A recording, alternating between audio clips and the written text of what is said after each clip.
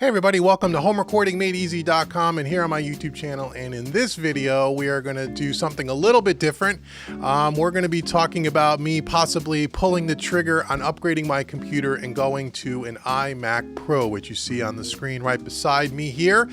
This is a big decision, a big purchase, and I've been tangling with this idea for a while. And I want to spend some time kind of going through what I currently use, the reasons why I want to do an upgrade from my current Mac Pro from 2013. And kind of just give my followers kind of behind the scenes that are usually interested in this sort of thing and kind of explain why I'm going to do this and maybe go ahead and do the iMac Pro. And then at the end of this video, I'm actually going to go through and purchase the iMac Pro right in front of you. So this video is not going to be an audio tutorial or a mixing tutorial or anything like that. So if you're looking for something like that in this video, you could just, stop the video now, go watch one of the other 400 videos I have in the archive. But this video is not only made for my followers and people who are interested in this stuff and people who may be considering or have considered maybe moving up to something like an iMac Pro, but also for people who may not know anything about audio or have no idea who I am and are new visitors to my channel who maybe have searched out on YouTube, the search term iMac Pro and just want to hear another person's perspective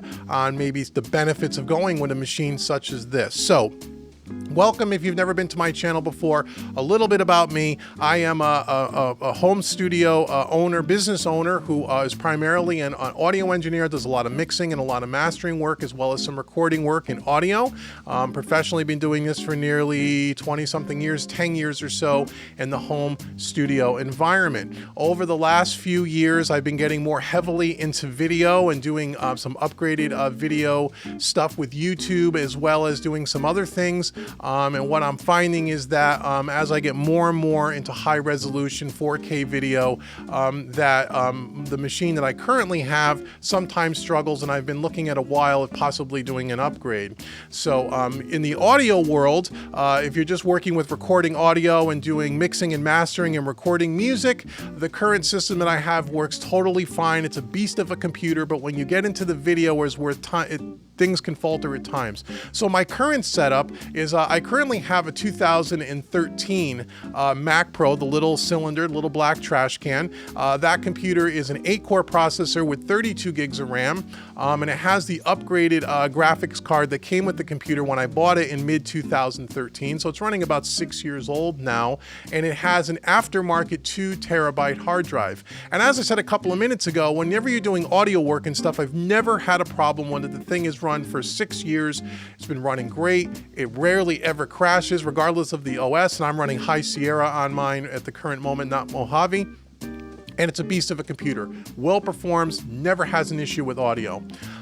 Over the last few years, especially in the last 2 years here on my YouTube channel, I've been doing moving my business into using more instructional online courses and stuff. For people who don't know me, I also do a lot of education on audio production, mixing and mastering work, and I have a ton of training courses that I produce all here in my studio on my Mac Pro, as well as doing YouTube videos. And as I started moving over the last couple of years, trying to step up my game in the video creation world, getting things like DSLR cameras and really nice lenses and moving away from webcams, and doing some more training and some more video content that's not just recording the screen in front of me and doing tutorials, but also stuff in the studio, doing some vlogging and things of that nature, and now recording in 4K video. What I find is when I'm using Final Cut Pro, that things can tend to lag, things tend to slow down. It doesn't always play very nicely. And just overall just takes more time to produce that kind of video content.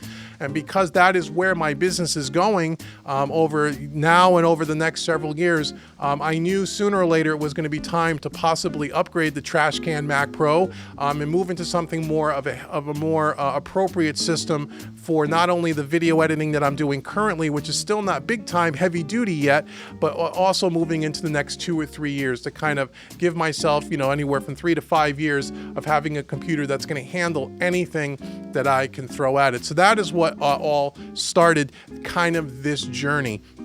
So it all kind of really started maybe about a month or so ago as I started to upgrade my video equipment, as I said a minute ago. And the very first thing I wanted to do is I wanted to change my display. I don't have a 4K display. I'm using a 30-inch Dell monitor that is not a 4K display.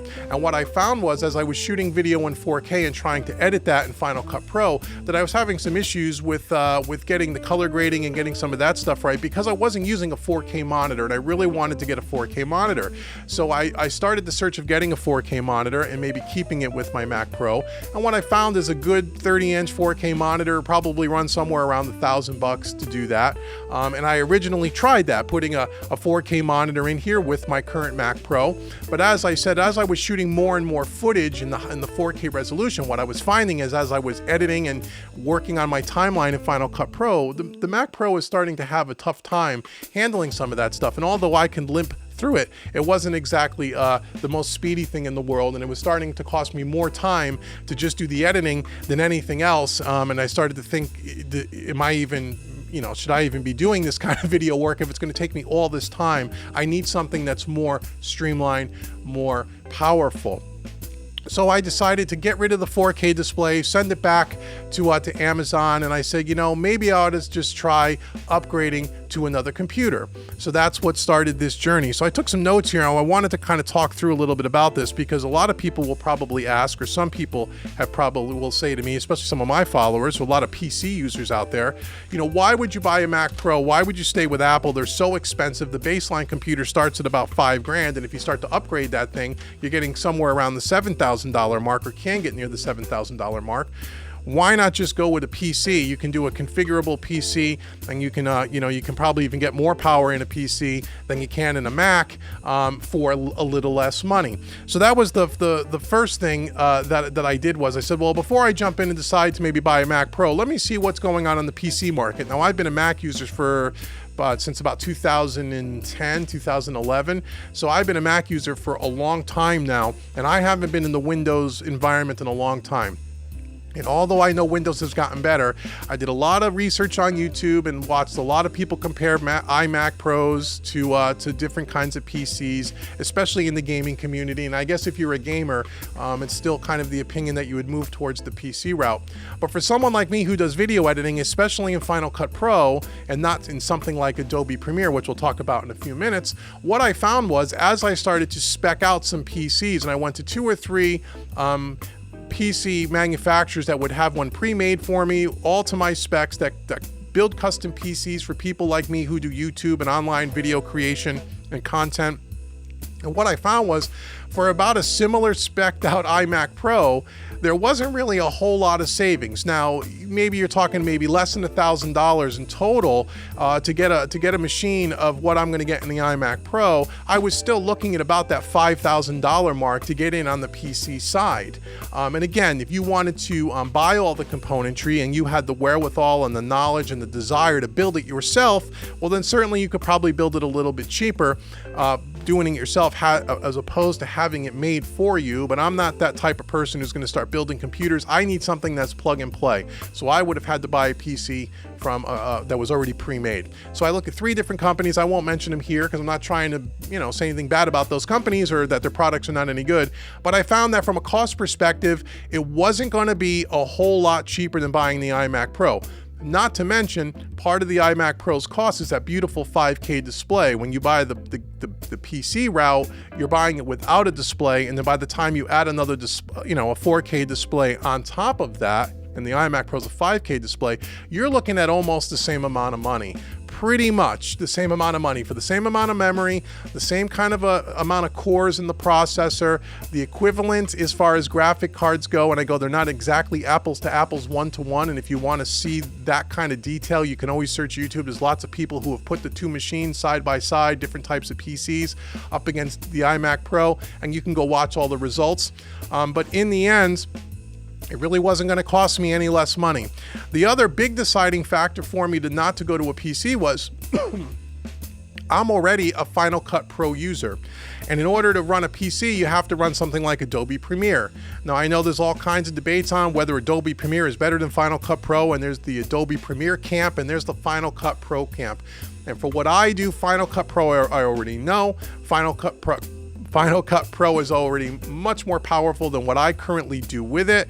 And Final Cut Pro I've already paid for once for $300, and it's going to be tuned to work as efficiently as possible with the iMac hardware. Apple makes the hardware, they make the software. It's going to be a nice marriage of the two. What I found in doing research with Adobe Premiere running it on an iMac Pro, there are some limitations to it. It doesn't work as well as Final Cut Pro does on a Mac, and that would make sense. Not to mention, in order to get Adobe Premiere, it's a $230 a year license just to have Adobe Premiere, where Final Cut Pro is $299 as a one-time cost, and all the updates are free.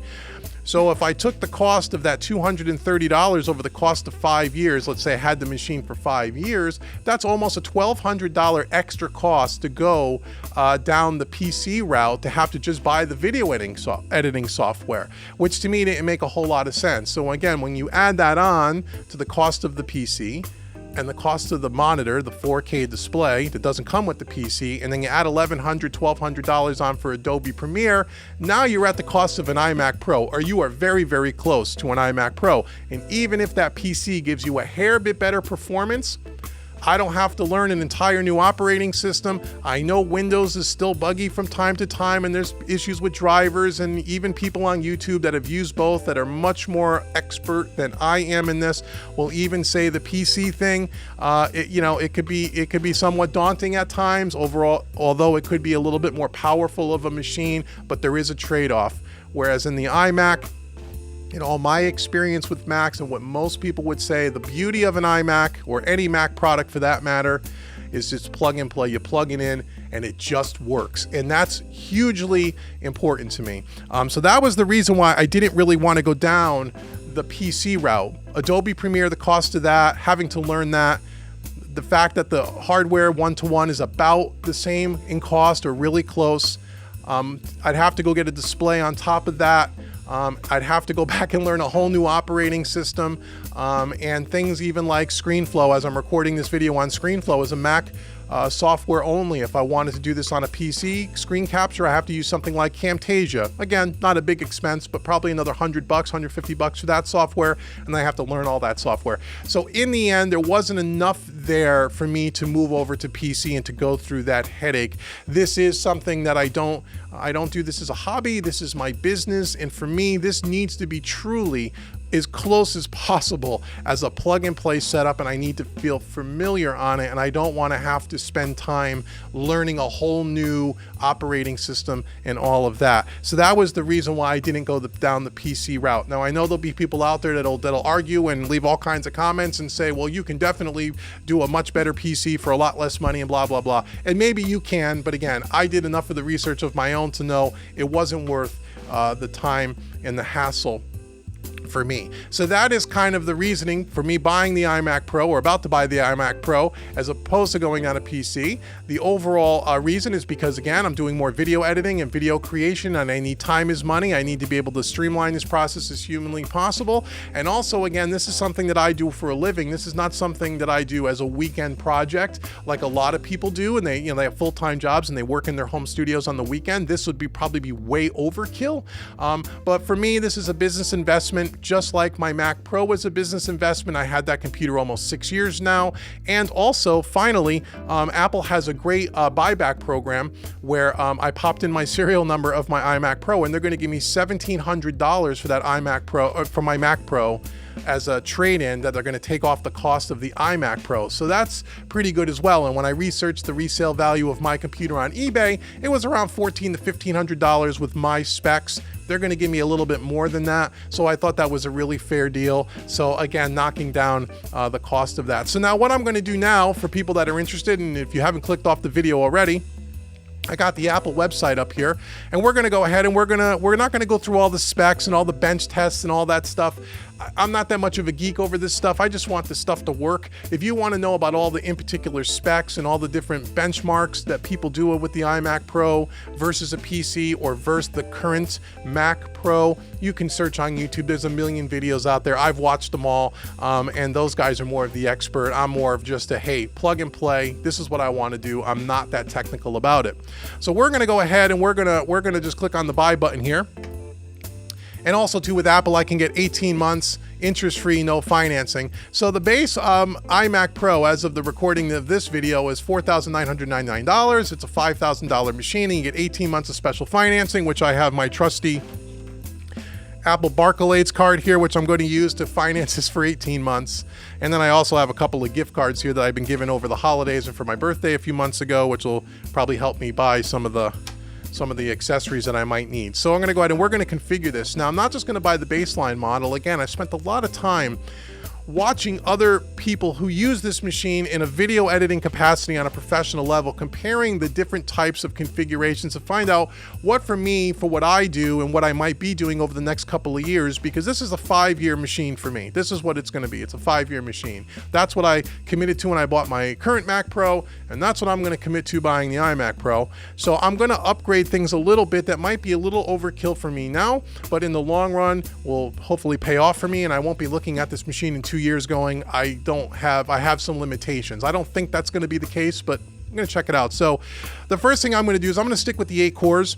I'm not going to go to the 10 core. The $800 is probably not worth it, because from what I understand, if you're just doing things like Final Cut Pro and you're not doing things with After Effects and you're not doing a lot of heavy automation and you're not doing some real 3D stuff, rendering and those kinds of things, that the 8 core is probably plenty. The 10 core, when you look at the performance difference, you're not getting that much performance difference for the extra cost. So I'm going to stick with the 8 cores here, which is a 3.2 gigahertz. And that's what I have in my current Mac Pro, a 3.0 gigahertz 8-core processor. This turbo boosts up to 4.2. So this processor at 8 cores is going to be much faster than my current 8-core processor. What I am going to upgrade though, and again, I went back and forth on this. I went back and forth, should I spend the extra money on the 64 gigs of memory? I currently have 32 in my Mac Pro. This will be faster memory. But the one downside to the iMac Pro, which I'm sure people already know, is to upgrade this stuff after the fact is doable, but not easy. You have to, unglue the screen from the unit to get into the side of the iMac Pro. And there are ways to upgrade some of these things, but not something I'm willing to do. And as soon as you crack the seal on the thing, you're going to void your warranty, which I don't want to do. So again, for $400, which is a pretty inflatable, seems to be a little inflated for Apple memory, but I'm going to go ahead and I'm going to just get the 64 gigs. Again, that's double the memory that I have in my current Mac Pro, and I'm doing this basically for kind of future-proofing the RAM 2-3 years down the road. Probably will be glad that I did this. $400 over, again, a 5-year business investment, $100 a year. It's probably not a bad investment. And then lastly, what I'm going to do here is I'm going to go ahead, or not lastly, the next thing I'm going to do is I'm going to upgrade the graphics card. Now, this is the one thing where if you're doing stuff in Final Cut Pro or any type of video editing, this is where getting the best graphics card you can get with the most amount of memory on it is something that you probably ought to consider. It comes stock with the Pro Vega 56 with 8 gigs of memory. And now they just released, just this week, beyond the Radeon Pro 64 with 16 gigs, but they have the Radeon Pro Vega X with 16 gigs, which I guess is a little bit step up above this 550. So for $700, I'm getting the fastest graphics card that the iMac Pro offers at the recording of this video. And then lastly, down here, again, going through the internal storage, the SSD drive. So again, one of the struggles with this iMac Pro is that it's not easily upgradable. And the way I understand it is if you get a 1 terabyte drive, what they do is they have two 512 or two 500 gigs that are run in a RAID 0 in the machine. And I guess you can't pull the whole thing apart and replace it at one point. But on my current iMac Pro, or my current Mac Pro, excuse me, I have a 2 terabyte drive and I'm using about almost a terabyte of it. So I'm using about 50% of the drive already. So I'm just going to go ahead and get the 2 terabyte so I don't have to worry that I'm going to run out of space and have to worry about voiding the warranty and all of that.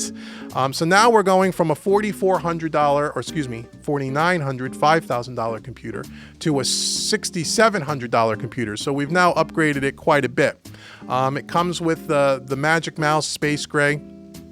I'm going to go ahead and get the Magic Mouse and What is this? The Magic Mouse plus the Trackpad in Space Gray. I don't use the Magic Mouse. I use a trackball. I might just get the Trackpad because I won't use the mouse. I use a trackball here in my studio. I do have a trackpad upstairs in my office and I really like it. So I think I'm just going to go with the Space Gray Trackpad and try using that with Final Cut. That is about 50 bucks. I don't need the VESA mount or anything like that. It comes with the keyboard already, so we don't need that. I don't need Final Cut Pro because I already own it, as I said. I don't need Logic Pro. I own it already, even though I don't really use it all that much. And now I'm going to go ahead and I'm going to get into the the trade back. So this is where you go in and you fill out your serial number. And first it's going to say who made the computer. Apple made the computer. It's going to ask me for my serial number. So what I'm going to do is pause the video here, put my serial number in, walk through this stuff, and I'm going to show you how the trade-in project kind of works. So now that I put my serial number in, the next question is which model is it? And this is a Mac Pro. What year is it? It is a late 2013, I believe. Let me just double check that about this Mac. I'm sure it is. Yes, late 2013. Which processor? This has the 8-core processor in it. How much storage? Now this has a 2 terabyte hard drive in it. As I said, I upgraded it, but I have the original 512 gigabyte hard drive that came with it, which I'm going to swap out because the hard drive that I put in this from OWC, that 2 terabyte hard drive still on eBay sells used for about 450 bucks. So I'm going to sell that hard drive because they're not going to take back a machine with an aftermarket hard drive in it. But I still have the old one. I'm going to go ahead and put it back in when the whole computer thing gets swapped out. So I'm going to be trading in a 512. It's going to say, does it turn on, and does the system load properly? Yes. Is the enclosure free of signs of swelling? Yes, the thing looks brand new. You would never know it just didn't come out of the box. Is it in physically good shape? Yes. Do you have the power adapter? Sure, I'll give them the power adapter. Why wouldn't I do that? So they're going to give me $1,600. $1,595 is what they're going to do. So that'll be great. So the way it works is you're going to pay for the money up front.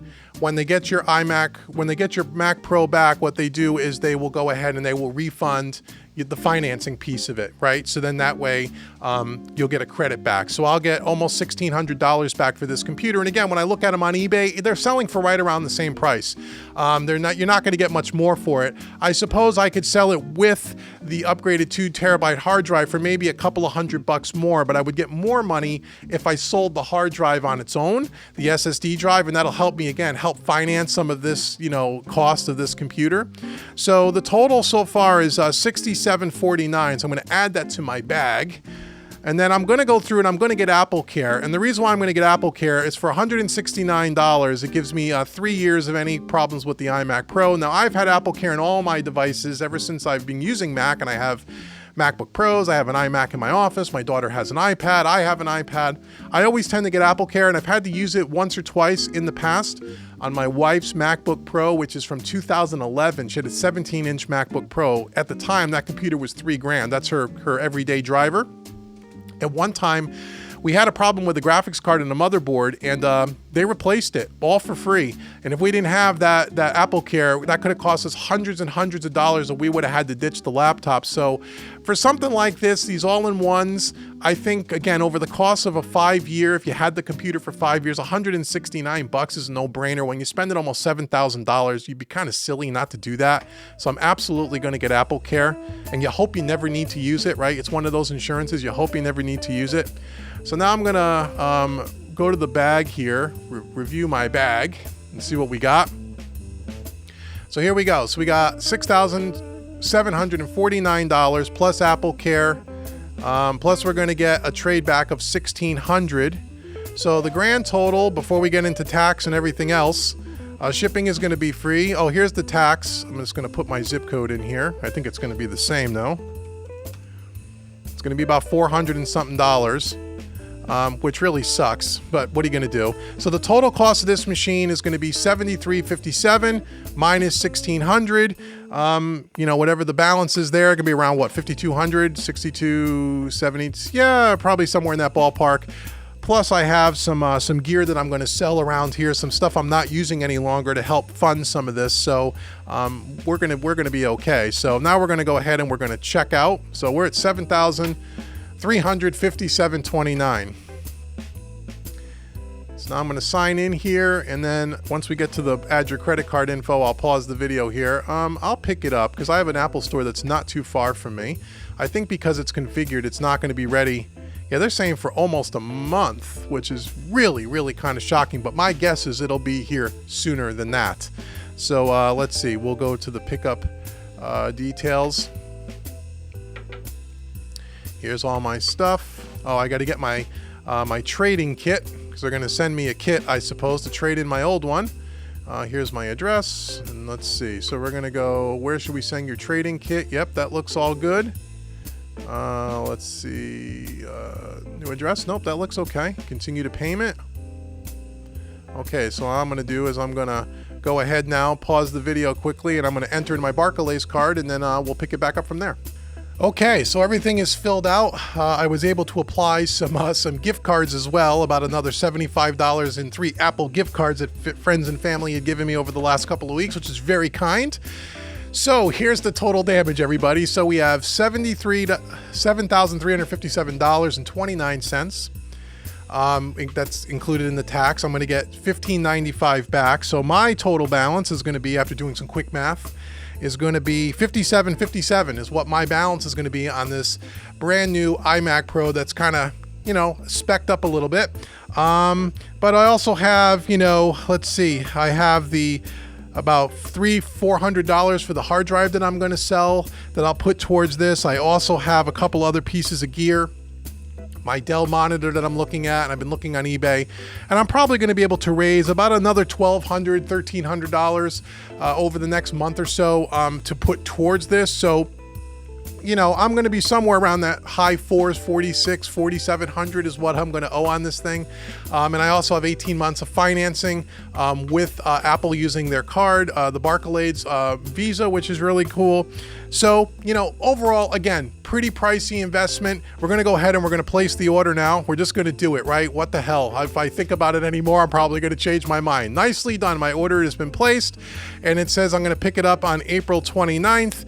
Now, what they're going to do here is they're going to go ahead and I'm going to receive a trading kit, apparently, to put my current Mac Pro in and send it back to them. But obviously, I'm not going to do that until the iMac Pro has been picked up. I'm going to set it off on the side. I'm going to do a fresh install of everything. What I'm not going to do is I'm not going to do the time machine migration and backup like I did on this Mac Pro from older Macs that I've had. I want to do everything fresh and clean because I'm also not going to install all the applications. I'm going to clean out some plugins and things that I don't use anymore, and I'm going to try to make it as lean and as mean as I possibly can. So for probably at least a week or maybe longer, I'm going to have the iMac Pro set off on the side on a separate table, which I'll do some videos with that as well for my channel to show you guys how I'm going to do all that. And I'll still be kicking the 2013 Mac Pro until the whole transformation takes place. And then at that point, I will go ahead and I will ship back my device to Apple to get the $1,600 for it. Now it says, let's see, you'll receive a trading kit. Make sure you prep your device and send it back, trade it within 14 days. So I'm gonna have to find out about that because I'm not gonna get my computer for 14 days. So I don't know if I have to have this sent back at that point or not. They said they will inspect the device and make sure of the condition that I said it was in, it is actually in. And when everything checks out, they'll get a refund. I can also contact them and find out what that's all about. If they really have to have it within 14 days of making this purchase, well, then that's not gonna happen. And if that's the case, you know, then I could go ahead and I could just sell it on eBay. I know I could get $1,500 for it on eBay, so I'm really not that worried about it. But I'm going to try this trade-in thing and see how that works out. And so now I got a new iMac Pro on the way. So again, it was really cool. Thanks for joining me in this video. Might have been a little dry, may have been a little, you know, not exactly what most of my followers come here for. But if you're someone, again, who doesn't have never been to my channel and you're just searching iMac Pro on YouTube, this might have popped up. And again, maybe it's just another video of another person's opinion on why I'm jumping into the iMac Pro, and I listed all those reasons earlier on. So again, thank you so much for watching. Hit that subscribe button and the notification bell. Also, make sure you go out to homerecordingmadeeasy.com, and I want to give you 5 free mixing training courses worth about $110. Just as my way of saying thank you for visiting homerecordingmadeeasy.com. right here on the t-shirt. And if you want to learn more about the craft of mixing and you're a beginner or intermediate or even an advanced mixing engineer and you work in your home studio and you really want to dive down deep and learn the craft of mixing, there is no better website than mixingmadeeasy.net. Go check it out. I think you'll really enjoy that. And until the next video, I've been Dave with homerecordingmadeeasy.com, and I will see you in the next video. Thanks so much and take care.